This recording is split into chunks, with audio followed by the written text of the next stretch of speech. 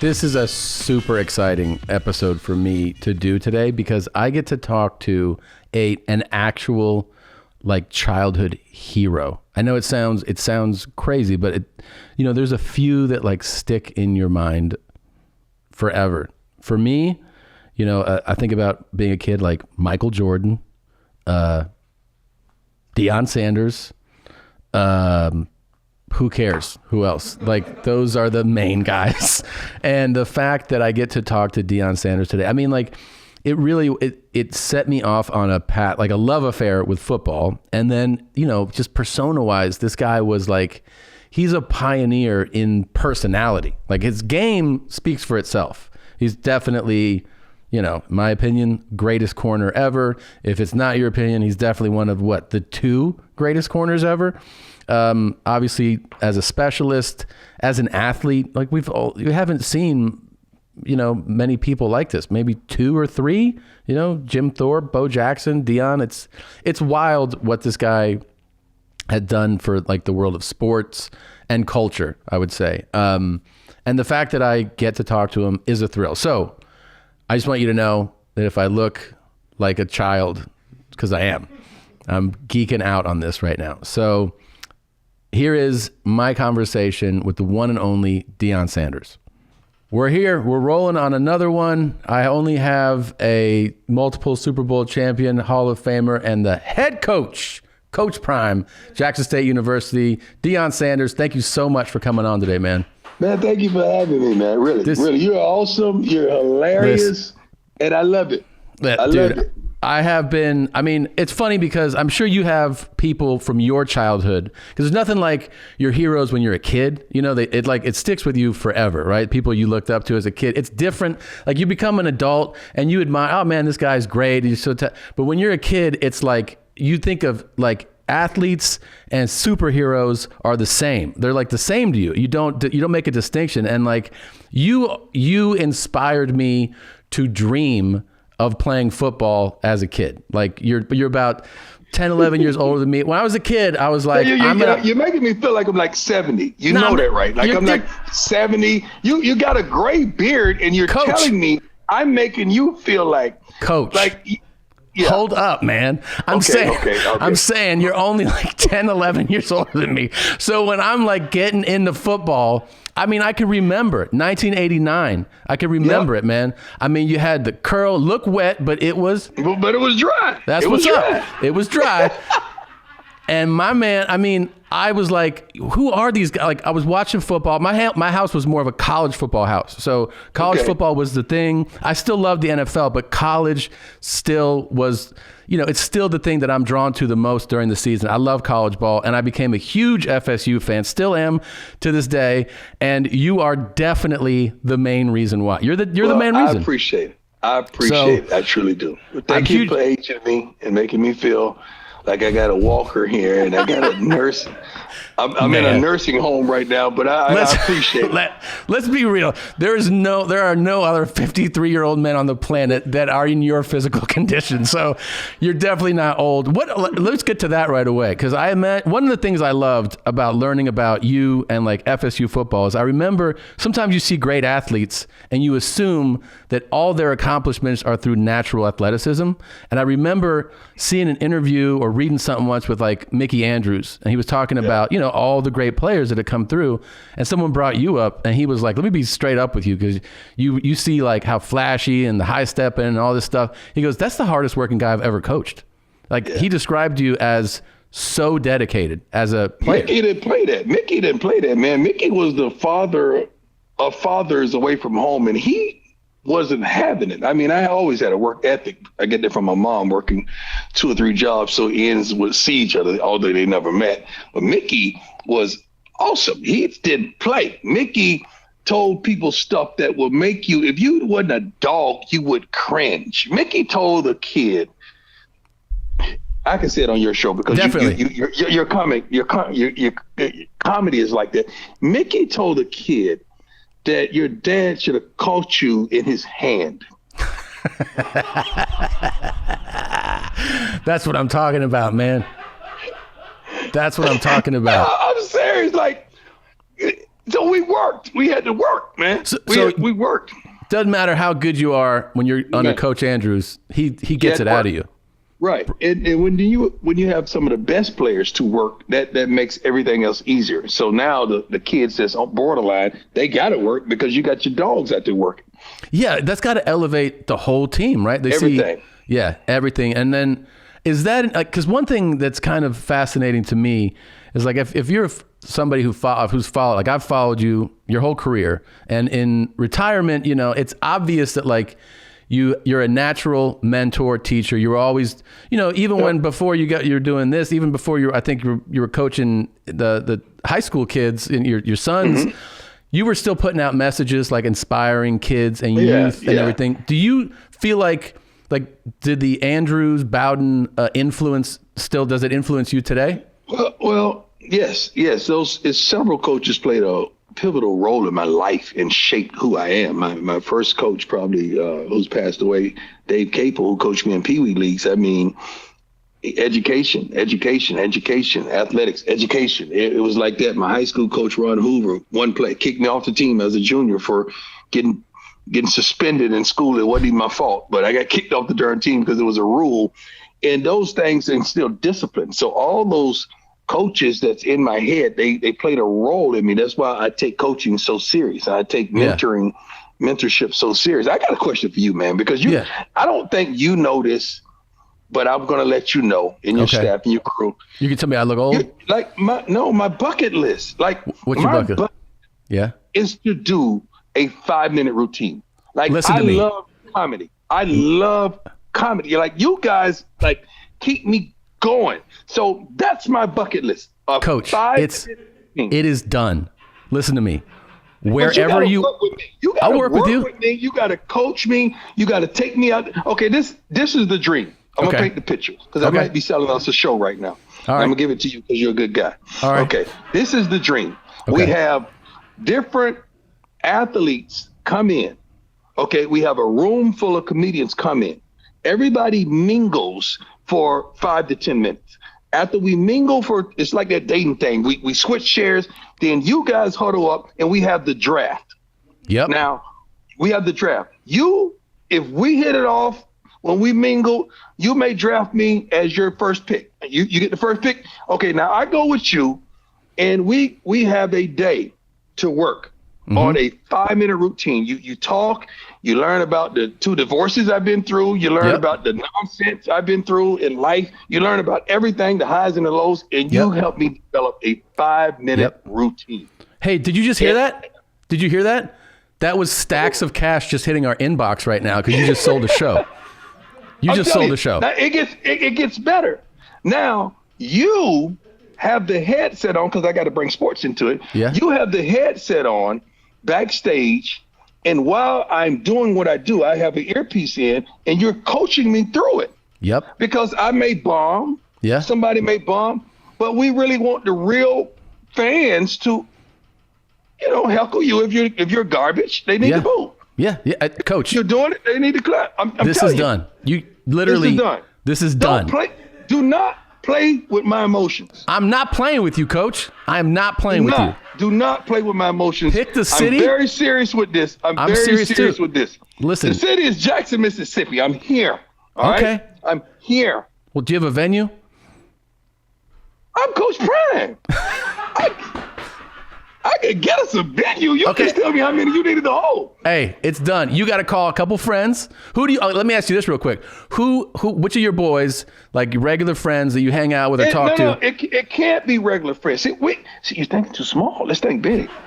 We got to put a call out. Okay. We got Bird Schools with us too. We're going to put a call out to who's that guy on each team, NFL. See, NFL is not in season right now, so they're off. Baseball, we don't care. They're not funny. Nobody's going to laugh at this stuff anyway. So, nobody wants that. So we can take football, or it could be actors or whomever. All right, but it's just people who've never done stand up. That's part of the thing, right? Who have never but it has done to be significant people that you might want to see. I get it. Okay.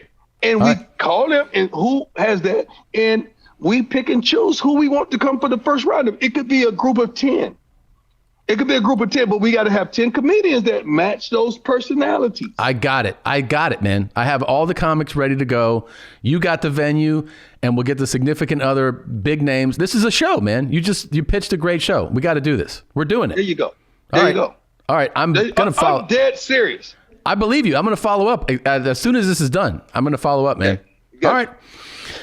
Whew, man. I even got the name. I even have the name. You want to say it? No, I'll save it. Okay. All right. So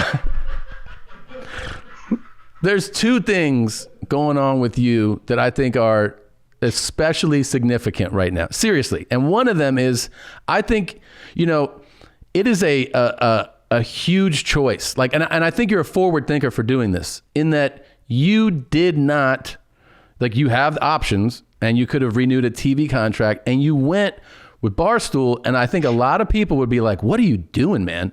But to me, when I saw that, I was like, oh, that's because he gets it. Like, he understands this is like, did you have to convince, like, your team, like, this makes sense? No. I don't really get down like that. Like, my team supports me and they're behind me, and they know I'm a critical thinker. So if I think it, and I internalize it, and I'm living the country, so I'm really alone a lot out there. Yeah. I'm not around a lot of people, so I get to really internalize what I think. So when I come up with the game plan, they know I've thought of every aspect. Was this your plan? Yeah. Really? Yeah. So you knew, like you're at NFL Network No, I didn't know I was going to go to Barstools. I didn't know that until I had a great conversation with Gillian Wallow, and we were just talking about Barstools, and we were just talking about podcasts. I said, you know what, man, I'm just tired of doing this status quo. I just want to do my own thing and control my own content. And, so that's how it started. And they said, why don't you do it with Barstools? I said, what do you mean? Why don't you do it with Barstools? And a matter of 2 days, Erica was on a plane. Erica Nardini, she was on a plane, the boss of bosses. I call her the pit bull and pumps. The boss of bosses was on a plane. They come and talk to me about the deal, and that's how it transpired. Man, because I see when it's happening, and as somebody in the podcast and content space, you go like, man, more people should be thinking like this, but I think they feel more comfortable being like, no, it's got to be the studio safe. TV show. Yeah, it's safe, it feels safe. But those things are also starting to feel antiquated and like almost, I don't even know what antiquated means, but it's a great word. It's a great word. It means it's getting old, man. Like that, when you do stuff like that, put it on the screen so people understand, because they're a little bit antiquated. I don't know what antiquated means. It sounded darn good. It sounded darn good, though. Dude, antiquated is a great word, and you should use it in your next. It's a great word. I'm going to flip. You know what? Team meeting. We're going to start doing. Team meeting, man. You text me a word like every week, and I'm going to start using it in a press conference randomly. Oh, look, man, we're going to be best friends. Like whatever the word is, like antiquated. I'll say, when I was thinking about getting ready to play Mississippi Valley State, the situation, and I antiquated it, and I may use it wrong. Yeah, that's even better. That's even better. Yes. Yeah. Yeah, because then everyone will be like, did he just completely misuse that word? Yes, he did. He killed it. And then they'll start understanding why he's doing that. Oh, he has a new friend now. This is something that I also took to, like, when you were coaching your sons, we've seen people coach their sons in high school, and it's cool. You could see, like, it's got to be a special thing, right? Like, you're coaching your kids, and they have their dad is like one of the greatest players ever, and I could see, like, I follow the post, so I'd see like the joy you have with coaching them. They're winning championships and they're getting offers, and then you take a head coaching job, which I think a lot of us who follow sports and football in particular, you go like, oh, it'd be so cool if this great player turned into a coach, but it more often than not doesn't happen. And I understand, it's a crazy amount of work. You got to have the temperament for whatever. Mm-hmm. How big of a decision for you was it to go like, I'm going to take this college coaching job where, this is not a casual job to coach, young men in college. Like, how serious of a consideration was this? It was. I knew I was going to coach in college. I just didn't know where. And with the climate of what was transpiring in our country, it was just a alarm in my spirit. Was like, you got to do this. You got to do this. You got to change the game. You got to level the playing field. You got to do this. And that's what I felt. Now, as far as my kids, I had no idea that they would play for me. Seriously? Not like last year when I was up for the 2 Power 5 jobs, they were going to come with me there. Right, because everyone was talking about you possibly coaching FSU too, right? It was FSU and it was another. Yeah. And the other one was more likely than FSU, but it was another big Power 5. And now we were planning that. My youngest son, because he was still in the house with me. My other son, he was at South Carolina. Yeah. Yeah. So now time goes on, and my youngest son signs with Florida Atlantic, and my other son is still with South Carolina. So this comes about, and I didn't want to bother him. So finally one day he's like, so we just gonna play around and sit like this ain't happening, or we gonna talk about it? I say, whenever you're ready to talk about it, we could talk about it, but I'm not going to recruit you. You're my son. I don't feel right recruiting you. And we had a conversation about it, and he wanted to go down and see everything. And I said, nah, it's not going to look like peaches and cream. I promise you that. It's not going to look like you think. Like, it's not going to look like Boca Raton. Okay, it's not going to be that on the ocean. It's not going to be that. So he liked it. He liked everything. He liked the coaches that I had in mind, because I didn't hire him in that time, and he liked everything. Then my middle son, Shiloh's at South Carolina, he's like, Dad, it could very well happen that our coach get fired, and if he's fired, I'm out of here. You know that, right? I think, yeah, that could very well happen. If you guys lose one more game, I'm pretty sure that's going to happen, son. Yeah, and then they did. So, and everything just happened, man. It just really happenstance. It's unbelievable. It's an unbelievable story. Yeah. I mean, and the other thing is, like, I think a lot of people, if you're a fan of football, you go, I've actually always thought, like, what happens if HBCUs start like getting great players, and like, are we going to see this thing really develop where you get? It could. Yeah, it could. We're going to do that. That's going to happen. But I mean, all around, it could. But only way you can level the playing field is, first of all, level the thought process of people everywhere and saying that this is a true option. Then you got to level the playing field with the dorms, with the training tables, with the athletic facilities, all that stuff. So everything needs to upgrade. Yeah. Yeah, because you can't compete with a kid going on a visit there. Then he come to you. Then what are you selling him? See, I'm selling you tradition. I'm selling you a pipeline to the NFL because we have that type of staff. I'm selling you development. We're going to develop you that you're truly going to have an atmosphere and culture that you can't not beat the culture and the atmosphere that we have here. Yeah. But it's phenomenal, man. I love it thus far.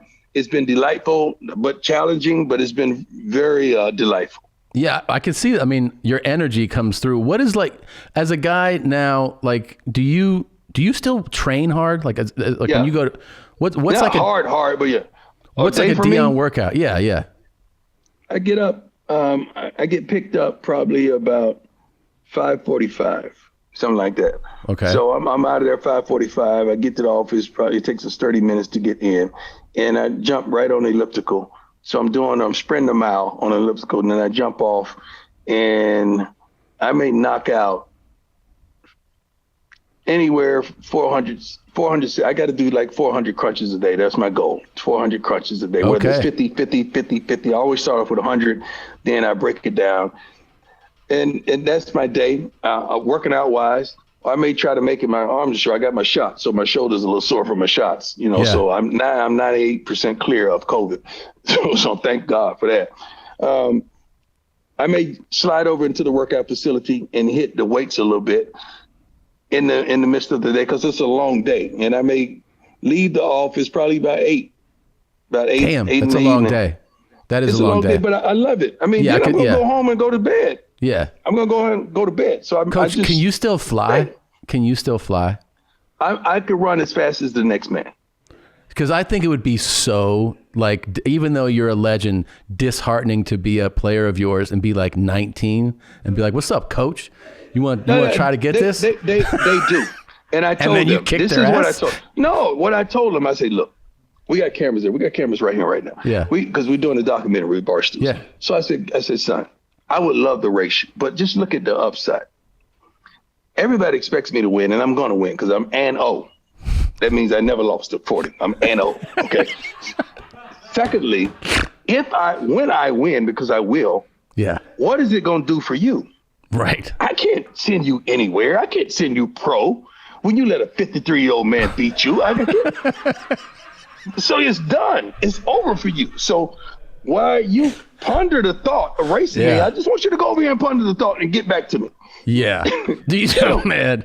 That would be no. They're like, this guy's 33 years older than me, and he just kicked my ass.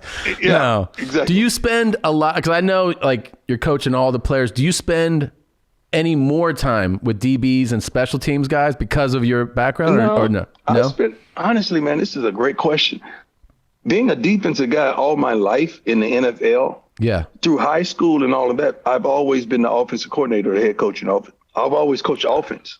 Right. Okay. Because that's what I studied. That's preparing against. That makes sense. So intellectually, I thought with an offensive mind because defense always came natural. Right. So most of my times is spent watching the offense, but then I go over to the corners because I got to spend time with the corners because if the corners are garbage, they're going to blame me anyway. So if I'm going to get blamed, if I'm going to get blamed for it, I got to work with them. Yeah, that is true. That's true. So all right, this is a throwback question real quick. Cause I was a teenager when this happened and I don't think I could appreciate it like as at the time, but I can ask about it now. You're always fascinated when somebody wins a ring and then leaves the team, right? And so I remember very well, obviously you're being a 49er and then going to Dallas and you're like, holy shit, he's going to Dallas. And then then you get a ring and it's kind of, I think, not even talked about as much as it should be as like one of these, the brilliant kind of move of doing it. But going back to the decision, 49ers were in the running to re-sign you too. You were still considering re-signing no? No, you're good. You're really good. Okay. You know how I found out that I wasn't going to be a 49er? No. I was playing baseball for the Giants. And I think it was like a Saturday or something because preseason had started. Mm-hmm. And I'm looking out there and I said, oh, wow. I see this little white kid. And it's funny that he was white because it's very noticeable that the white kid is in number 21. Very noticeable. After you win the Super Bowl, you win Defensive Player of the Year. Yeah. And number 21. I said, and I picked up the phone and called my representation. I said, well, I guess I won't be going back to San Francisco. That's how you found out? Yeah. And so then they never said we wasn't gonna resign you. They never tried. Why would they not try? I mean, free agency hits, right? Like, and then they don't want the defensive player of the year back. They never attempted to sign me back. That's insane to me. See, this is a lesson to me today. It is. And I was in a hotel room, not the same room, but I was in a hotel room. And I remember watching ESPN. We had a day game. And I remember Jerry Jones coming on television. And he said, prime time, Deion Sanders, if you're out there, I'm letting you know right now, you're going to be a Dallas Cowboy. And I just bust out laughing, man, because he was talking right at me and I was watching. Yeah. And I called my attorney. I said, hey, get it done. That's where I want to go. That's it? You were just like, do that? To make the deal? Yeah. Holy cow. That's what I want to play for. Get it done. How fun were those years in Dallas? Unbelievable. Because that really has...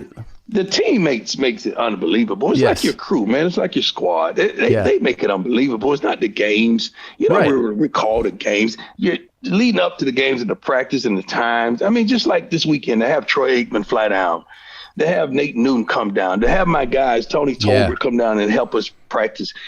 It's unbelievable, man. How's Big Nate? How's Big Nate doing? Unbelievable. The funniest man in this world. When we do that stand-up routine, I'm going to have him in the front row because he's walking material. Oh, I love it. He's walking material. When I see Nate, I'm going to be able to spend at least a minute and a half just killing him in the front row. Okay. That's perfect. That's perfect, man. geez, so you have Nate came down, Troy Aikman came. Yeah, the fact that you're able to like even have these guys come to practice, and then these college kids are like, what? These are just Hall of Famers are at my. That's unbelievable, man. Yeah, I love it. Yeah, of course. Of course. Oh, I gotta ask you about hair. Yeah. You want help? You need help? Look, man. Look. I was there. Let me see the sides. Like how much you have on the sides. I'm full on the sides. It's this front area right here. Okay, they take it from the sides and they put it at the top. And it you looks could come back. It looks great. Oh, okay. First of all, you rarely see the commercials for black men. So you know if a black man hair could come back, you can come back because we don't. Right. We're tougher. You never see a guy swinging in the park or walking with his girl in the Black Hair Club commercial. You never see the brothers do it. We're not that. We never get that opportunity. But the guys at Restore, they made it happen, man. Like we could bring you back. You have no idea. I get a call at least once a week from an NBA player, an NFL player, or a celebrity, somebody at least once a week. How do I do this? And I recommend it. I would have them send you the number. We could bring you back. I want to, guys, you get that information. We could bring you back. I want to ask you if these are true stories. So you're lefty too. You're a lefty too? Yes, sir. Yes, God, sir. You're my guy. You're my guy. You're my guy. Yeah, yes. I'm your guy, Prime. Okay. Is it true that you ran your combine 40 in like tennis shoes or something, or like in someone else's shoes? I ran it correctly. No. I know what you're talking about. It's two different stories going on here. Okay. At the combine, I did run regular. Okay. And I did it. Okay. At the Florida State, like pro day, I ran like a 4.21, and they said, "Well, no way." I said, "Please." They said, "You have on track specs." I said, "Who out here wears a 10 and a half 10? Who wears a 10? Somebody gave me some tennis shoes. I said, "Give them to me." And I got up there again. It ran a 4.2 flat. And I hit the finish line and I said, say it. Because everybody was scared to say the time. Because I know it was like 4.1 something. And that was the true story. And just smoked them. And then how about at, well, I don't know if it was like at like pre-draft meetings or whatever, that was it the Giants handed you a playbook Giants. And you're like, when do you guys pick? And they tell you and you're like, I won't be around then. They handed me a phone book. Uh-huh. They handed me a phone book. Like, here's our plays. Yeah. Why? Yeah. Why am I taking this type of test to play football? No. And I really contemplated it. I'm looking through the first. I'm like, ain't nowhere in the world. Yeah. What pick do you have? And I forgot what they said. I said, oh no, I'll be gone by then. I literally got up. I literally got up and walked out. That's so a true story. I will not be available, and you just sent it. I will not be. I really don't want to play for you anyway. So no. Holy cow, man! That's one of my favorites, dude. That's one of my favorites. I got Have You Rap album that you put out. Turn my library cards into credit cards. Your credit card. Yeah, you can tell I wrote those lyrics. Yeah, man, that was the absolute best. So how about tell me about at first arriving to Atlanta. Like what was that experience like? You're 22. Everything. I know it's got to be like 21. I think I was 21. I was 21, but I had went to a All-American function that they had for us in Atlanta. Mm-hmm. And I'm from Florida, so you got to understand now. I'm coming from a city and a town where, we didn't have a lot of prominent African-American men and women. So you're talking about Fort Myers or like Tallahassee? Yeah, Fort Myers. Fort Myers. Okay. So you got to understand, that's where I'm coming from. So going to Atlanta, getting off the plane and seeing black folks and prominent black folks, and I'm riding around and seeing black folks in nice cars, and the police ain't following them. I'm seeing the mayor's black and chief of police black, and I'm like, oh my God. We had to go do a function at the hospital. I'm seeing black doctors and nurses, and it blew my mind. So right then I said, hey, this is where I'm coming. Because they're going to be able to understand me. Because, I was still rough around the edges, a little ignorant, and they're going to be able to understand me. So it's like really comforting to be in that city. Comforting, yes. And I made a decision right then. I'm going to Atlanta. Didn't want to go to Dallas. Dallas wasn't going to pick me anyway. We wanted Troy Aikman to go first because the quarterback sets the curve in the money. And we knew that. Quarterbacks, you want them to go first so everybody else fall up under them. Green Bay was number 2 pick. Tony Mandrich went there. I wasn't going to Green Bay. It's too cold. Kansas City, Detroit Lions were 3rd. Didn't want to go there. Too cold. And that was Barry, right? Kansas City. Yeah. Yep. Barry was, Derek Thomas was 4th. Didn't want to go to Kansas City. And here comes Atlanta. That was my pick. Man, that's a wild top 5, man. But I told them, don't pick me. I'm going to play baseball. Like 2 through 4. Don't pick me. Which was great. Oh, so you were able to tell them. Yeah. Because they were scared. You don't want to waste a pick and the guy goes to play baseball and you don't recoup that pick. Wow. So you actually, so it worked out. You dictated it. You basically said like, don't waste your time. Yeah. Don't waste your time. I'm going right there. Holy cow, and I love man. I love Atlanta. Were you a big, because I mean, you implied it, but were you a big film study guy? Like playing? Yeah. You did? Yeah. I still got those VHS tapes that thick in my darn storage right now. Every game. I used to take a video recorder around, VHS recorder around with me. It's an iconic picture of me in the locker room before the Super Bowl in Miami against San Diego, and I'm laying back with dollar signs underwear, and I'm sitting back watching tape. It looks like I'm just sitting back chilling, but it's a recorder in my lap, and I watch tape right up until kickoff, man. So I studied my butt off. I studied my opponent like no other.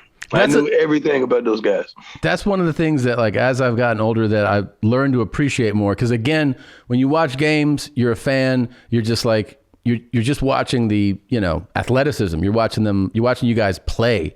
And then especially like the way media covers it now. Like I remember I was watching some segment on Richard Sherman, I don't know, like a year or so ago. And then they did a film study with him. And I was like, I couldn't believe he really put crazy time into film study. And like picking up on habits, right? And like little things that everybody had habits. I told Jerry Rice after we retired, I said, now every time you broke the huddle to your left and you put your outside foot up, you were running the slant. Really? No, I wasn't. I said, yes, you were. I said, Mike Irvin, every time you bent over with way over, it was a pass route, but when you was upright a little bit, it was a run because you get mad because they weren't throwing you the ball, so you didn't even bend down all the way. It was so many habits like that you picked up on. Like you guys, do you watch your tape?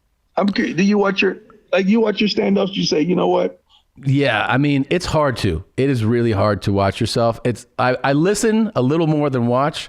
Sometimes I watch, but the important thing in comedy is to listen. I mean, it's better to watch because you pick up on the physical stuff too, but listening is a big deal because a lot of times you can get through a show and you're like, that was a great show.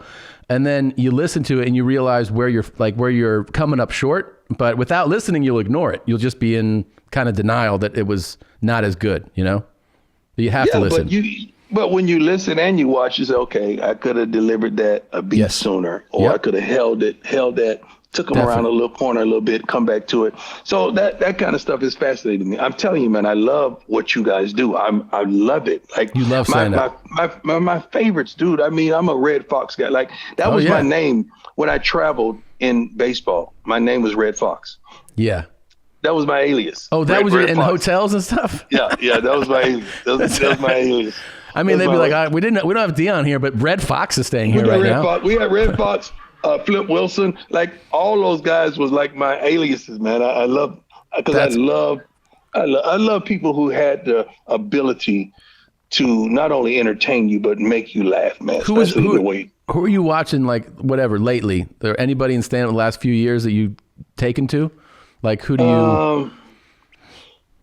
See, I saw you comment. I saw you comment on Ha Ha Davis's stuff. I've seen you comment there. He's hilarious. He's hilarious. See, now it's different. It's not just guys that's blessed enough like you and you guys like that could do specials and all that. Yeah. But it's a lot of guys are roughing it, trying to get their way up. Of course. And I catch them on the gram, and they're doing their skits on the gram. So it's a lot of guys like that I know that I reach out to them and encourage them. Like, you're a very encouresi, positive dude. I love them. I don't have to know you. Like I'll reach out to Ha Ha and all these guys around here, man. Yeah. Desi Banks, all these guys. Hey, man, got love for you. DC, DC Young Fly. All my guys from 85 South. Shout out Carlos. What's up, man? all those dudes. I love all those dudes to life. They're my guys, man. Yeah, those dudes are hilarious. And the live show they do. I saw Carlos last week. We were both in Florida, and we both did a show at Palm Beach Improv. And I talked to him afterwards, and I told him that when I watch clips of 85 South live shows, I go, the energy in the room is like contagious. Like I want to be there. I want to be in the room. You know, it's an awesome thing. Those dudes are really talented. Do you have any Charles Haley stories that you can share? Dude, look at man. See, the key word was that you can share. The key word was that you can share. Yeah. Let me see. Do I have one that I can share? Most of Charles stuff you can't share. Yeah, I know. Well, Warren Sapp was just here. Sapp was here a couple weeks ago. God. And Sapp I brought up Haley to him, but he had a couple drinks in him, and he told us a few. But I was like, I got to ask Prime. Yeah. Charles Haley is if you tell Nate Noon or Charles Haley, I need you here at 5:30, they're going to be there at 5 o'clock, ready. That's just how good of guys they are. Yeah. And Charles is not only a great guy, but he's brutally honest. Yeah. The way I can tell you this one. The way Charles got ready for a game was to degrade everyone else. So, yeah. So Charles would walk around the locker room and just say, you suck, you suck, you suck. You know you ain't gonna do nothing today. I don't even know why they dressed you out. You're garbage. You look like Tarzan, but you get ready to play like Jane. I mean, what? And on and on and on. Like, I'm serious. And he was dead serious. But then he goes out there. Next thing you know, he got 3 sacks, and he's a dog. Like he's a dog, man. Yeah. But the best dude ever. But he was just brutally honest. If you don't want Charles to be brutal, yeah. So that was his game prep. You suck. You're garbage. Yeah. He would go and talk about everybody right there. Then, you know, I used to lay my uniform out. Why you got your MF uniform laid out? You taking up half the darn room in the locker room. If you weren't so darn great, I would kick this stuff out. Say that. Damn. I would kick this stuff and throw this stuff away. Yeah, but you talking about the best dude ever? Yeah. Ever is Charles Haley. And best dude. And so you obviously do you keep up with a lot of your former teammates? Do you guys? Because you're connected to everybody. Only the one, the ones that won't ask for money. I keep up with all of them. Yeah, because your buddies still. I mean, you still talk to Reed and Sapp because they were your. All the time. Yeah, Ray. I got a whole Ray. Yeah, and see, we do something. I try to get my guys on Zoom and let my team ask them questions. Guys like Ocho Cinco and so forth. Oh, so man. It's like that we'll have, I call it I'm trying to always creative. I call it the Jackson 5. We're in Jackson, Mississippi. Yeah. So I want one of these guys to come on for 5 minutes. Yeah. And I'll ask him a few questions to get it going. Then I'll allow my team to ask him a couple of questions. But I'm like, I only want you for 5 minutes. Yeah. And you do your thing. And they come on and oblige us, man. So that's a blessing. That's amazing. What a gift, for the players, though, because I mean, who gets to do that? They do that because you're their coach. That's incredible. It's wonderful. Is there because I mean, I don't know how you feel about it, whether if it's something you don't want to say, but do you have the long-term Coach Prime plan? Like, do you want to? Yeah, definitely. Yeah, and definitely. do you want to coach in the pros? No. Oh no, I can never coach in the pros. Why? That's not my plan. College. I don't have the patience for a rich grown man that don't want to work. Yeah. I don't have that kind of patience. Yeah. It's hard for me to have patience for a kid that really don't want it. Like, why are you wasting your time, man? Just go to school, get your education. Don't come out here. Don't do that, because you got to want it for me. And when I get to the point where I want it more than you want it for yourself, I have a problem. Yep. So I could never do pros because they get paid too much, and a lot of those guys don't care. A lot of them do. Yeah. But I don't have that kind of patience. Well, it's always a funny thing to look at, who it works out for and who it doesn't, as coaches, I'm saying, on the college versus NFL level, because, we've seen a bunch of, Saban famously was there, and other coach Holtz was there. But now we're seeing Meyer do it, and he's his track record in college is unbelievable, man. But he's good though, and it's the relatability. It's the understanding the culture and the new kids. It's a new kid out there now. You can't tell them because I said. Back in the day, our parents say because I said so. Right. Now you got to show them. You got to show them. You can't just tell. Yeah. Let's do a run along story. Okay. And let's just make it up as we go. Because I want to see if I could keep up with you. Okay. What kind of story are we doing? Anything you want. We just gonna tell a run along story, and we're gonna just take turns and just make it up as we go. You kick it off. Like this morning, I got up and I went outside, and it was 4:45, and I didn't have to leave till 5:45. So now I'm faced with a decision: do I go back in the house or do I stay outside? And do you chop wood, or do you go fishing, or do you chase squirrels or chase rabbits, or do you do, like a morning activity to get your day started outside or inside? Maybe you go read or listen to music or meditate, yoga. And I contemplated cutting the wood and chasing rabbits, but then I thought about, I'm in Mississippi and I'm black. I don't want to do that. Right. That may not be a good look. So what am I going to do is I'm probably just going to go outside and wait on the curb. For an hour. Yeah. Because it ain't no Uber driver. I live way out, so the Uber driver's not coming. But I think that's what I should do. But it's really cold too, and I didn't think about that. So did you start a fire? You should have started a fire. I didn't have the fire tools. So yeah, but how would I? Well, I mean, you just you start taking wood. I do that all the time. Just kind of scrape the wood together. Does it actually work? So that's what happened to your hand. Yeah, what happened was I was doing fire like this, and I had a little dry brush, and I happened to have a lighter too, but I was like, I want to know if I could do it on my own. So I kept doing like this, over like that, and I had a little bit of smoke from it. I threw some more dry brush on there, and then between you and me, please don't tell anybody, I used the lighter also, and the brush kind of took off. And then I wanted to see if I could, because I was watching Tony Robbins videos and I knew that he could walk on coals and everything. So I was like, I wonder if I could do like some Kung Fu style and like put both fists in, like kind of like warrior style, you lost me with the but I was right with you with the lighter, because I'm trying to figure out, how did you just have a lighter? So you're telling me you're a smoker and you get high a lot. So I'm just trying to figure out, should we still be friends because you get high a lot and you're a smoker and you started the fire, and then when they came, the ambulance came, because you didn't want to tell us that the ambulance and the fire department came at the same time, but they had to make a decision whether you're going to get in the ambulance or they're going to put the fire out. And I don't know if you made the right decision, because you jumped in the ambulance and left the fire. I let the fire kind of take off. It actually destroyed the neighborhood, but a lot of people were talking about moving anyway. So I feel like I kind of gave them like a little, like, hey man, like now you don't even have to worry about selling because your house is gone, Your house is gone. The house is gone. My arm is trashed.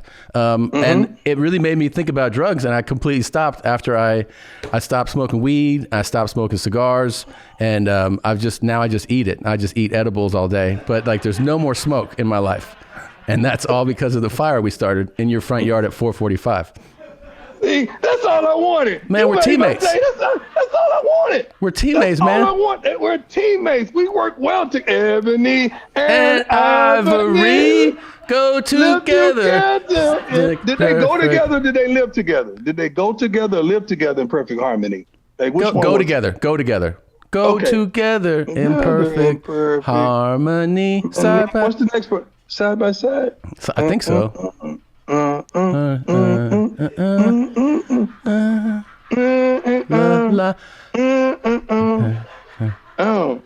no! It's sort of like a sitcom type of, like the Partridge Family type of thing. Like, it's going through my head right now. Yeah, we got it, man. And I got another question for you. Okay. Why wasn't it anybody black on the Flintstones? Why isn't anybody black on the Flintstones? Because that is a racist fucking cartoon, man. And I don't know. I don't know. There's so many shows that need more black people in it, and Flintstones is definitely one. Those are the things I ponder in my quiet time. Like, why wasn't anybody black on the Flintstones? Yeah, this is probably like, this is the first time this, like, not that it's been brought up by anybody, but where you see entertainment and society at large going like, hey, we should probably include some black people in this, whereas growing up, they were just like, no, that's fine, you just put them in it's not gonna happen. It's fine, they'll die first, it's fine, just put them in the movie. Just kill them off in the first scene. But now it's like, hey, they gotta have they gotta be in a neighborhood with black neighbors, that, right? Definitely. So this show is not going to work. Oh, and that's part of like when you pitch now too, like when you pitch shows and movies. No, you got to pitch like, everything. Yeah, it's not ethnicity. It's all things. You got to pitch all things now. All things, yes. Like my cousin Junebug. Yeah, my cousin Junebug. He got to be in the show. And then I'll tell him, like, then this dude Ray walks up. He doesn't walk up. He rolls up because he's in a wheelchair. He is trans. He's half black and half Asian. And then you see the executives go, that's what I'm talking about. Yeah. Yes. They're like, yes. He gets it. He gets it. Yes, absolutely. And they're like, are there other trans people? They're trans, they're Asian and Latin. And most of this show is going to be in Farsi and there'll be subtitles. And they're like, that's a show. Yes. Yeah, and it's green. And it's green. It's green. Too. It's green. It's right. It's environmentally friendly. It's great. Right. Yes. It's a very, you got it all, coach. You know exactly how this works. I'm trying to keep up with you, man. I got a new friend. Yeah, you definitely. No, believe me, I'm thrilled. Will you consider that next coaching thing after a few years? The next gig, or is that bad to say? No, it's not. I mean, you got to understand, my kids both of them are going to be freshmen. Although Shiloh's, he's the oldest freshman I've ever seen in my life because he redshirted, and this year don't count, so he get to be a freshman again. Wow. Yeah, I didn't think about that. Count. Yeah. So he and my youngest son are the same. They're just both freshmen now. Yeah, because your youngest is a quarterback, right? And both of them can't play to the fall, but they'll both be freshmen. And right now, spring, you guys just smashed somebody in spring ball. Yeah, we got a 7-game spring schedule. So we're really what is that? Because I've never heard of that. We didn't get to play in the fall, so they moved it back to the spring. So it's just like spring football, but you actually play games at the end of the week, which is good for us because we get to weigh some kids and see where they are and see what our needs are. Are you playing against other schools that you would play HBCUs in the regular season? Oh, wow. Yep, 8 other HBCUs. Didn't you guys win 53-0? We played Jerry Rice's school, Mississippi Valley State. Mississippi Valley State, yeah. I remember learning that as a kid and being like, I don't understand. Like, because I only watched like Saturday afternoon football, and I was like, wait, where did Jerry Rice go? And they're like, Mississippi Valley State. I go, what's that? Valley State, Yeah, I had no idea. And then, then you're like, oh no, he's just running hills all day, so don't worry about it. He's killing it. So we got them this week. And wait, does he coach? No, Jerry don't coach. Does he just chill all day? No, I think Jerry's an entrepreneur, and he does 1 million appearances. Every time I see him, he's somewhere doing an appearance. But he has a wonderful brand called Goat Fuel, and he's definitely the GOAT. And his kids, I love it because his kids work with him on his brand and everything, man. So he's a great dad for that.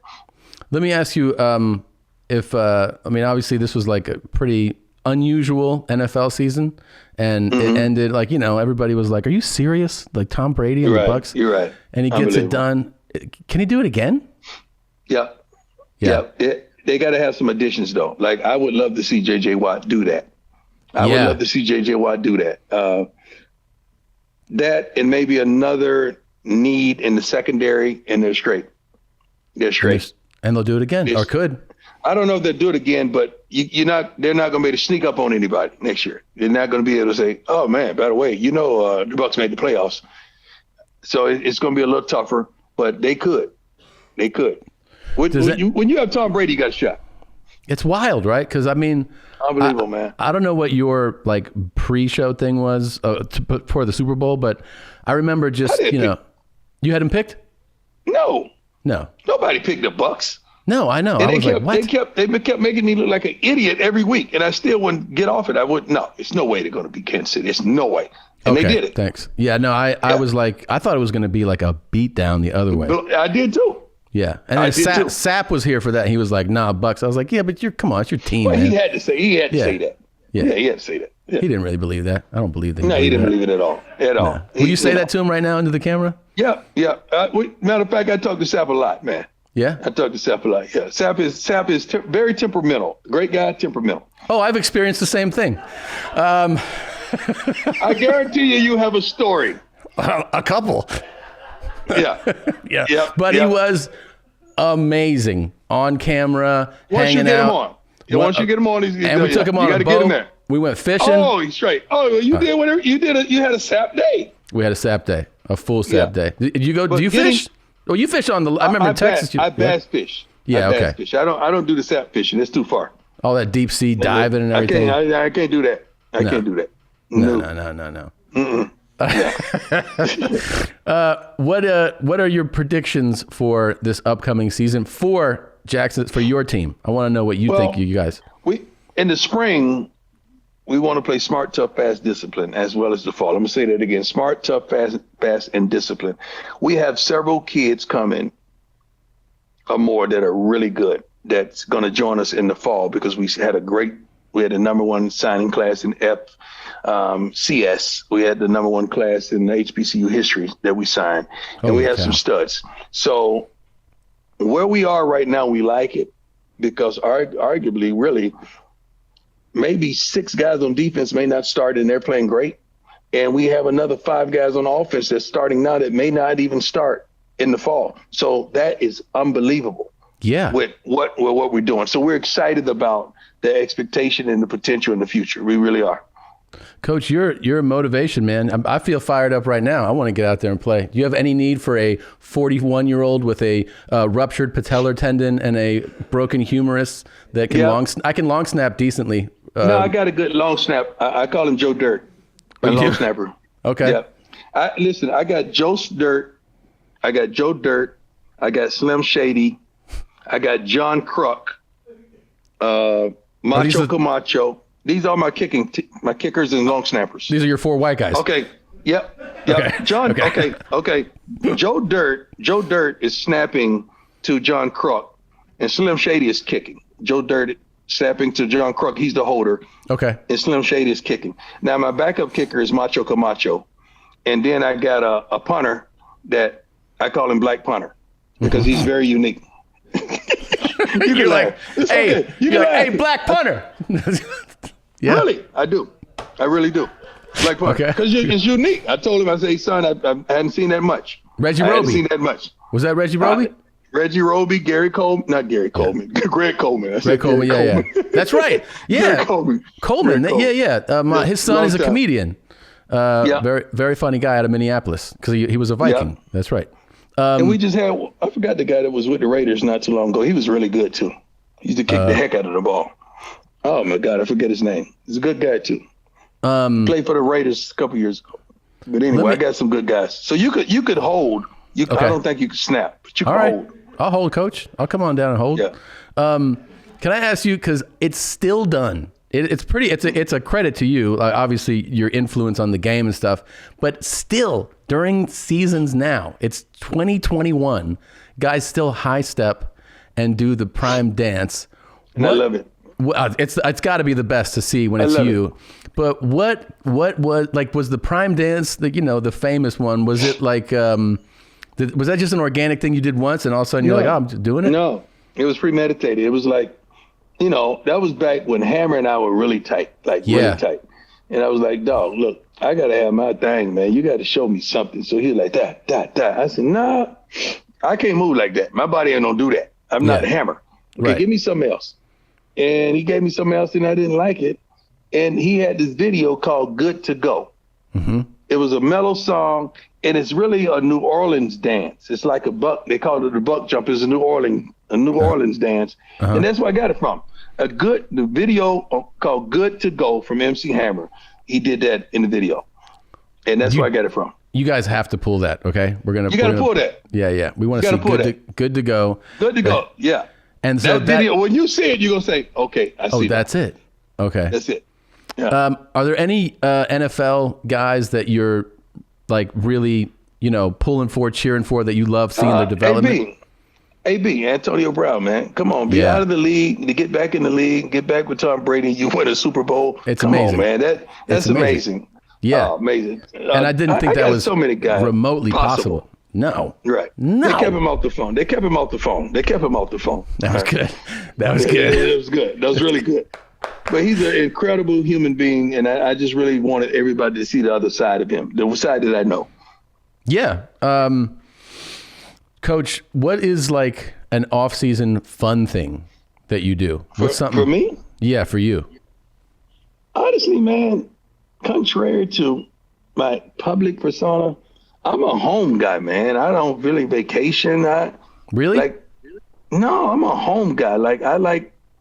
I live in the country and here as well as in Texas, and I like home, man. I'm good. Everything I want is at home because I fish every day. I can go right out the front door and get the lake, man. So I bought a house in Texas. I'm moving to Texas for real. What part? I bought a house in Austin.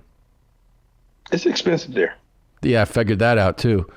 Yeah, it's expensive there, but it's no state tax, but it's good. Yeah. Dallas is a little more inexpensive than Austin. Austin is like, Yeah. But Austin is nice. It's really nice. Yeah, I'm excited about it. I'm moving there in a couple months. That's a great business move, though. Thank you. It's a great business move. My business manager was thrilled when I told him. Yeah. It's a great business move. He was like, "You're willing to do that?" And I was like, "Yeah." He was like, "Yeah, you should definitely do it." Yeah. Yeah, you definitely. You just write it off. Put it up under the company name, man. Write it off. You good. There you go. See? Coach has all the advice, man. Yeah. LLC it, man. Oh, man. Well, look, I appreciate you coming on and doing this with me. This is absolute thrill to me to be able to chat with you. I definitely I'm gonna get on the phone about the stand-up show. Serious. Coach, I'm serious too. I'm not playing. I'm gonna get back to you on this. I'm gonna get back to you on this. This is a real idea. I love it. It's a real idea. This is fleshed out. It crossed all ethnicities and gender as well. Because we could, we could bring one of the cheerleaders on that has that and bring a female comedian on that can teach her. I mean, all that. We could bring all that. Yeah. No, this is a done deal. I mean, this show will be on television. There you go. Yeah. There we go. Let's knock it out. I wish you the best with the upcoming season. And again, huge inspiration to me. Thank you so much for coming on. I appreciate it, man. I enjoyed myself. Tell the whole crew there, God bless them. And I know how much work they put in, man. To make us look good, everybody has to put in some work, man. You're definitely right. Yeah, Thank you, Coach. God bless you, my man. Take care.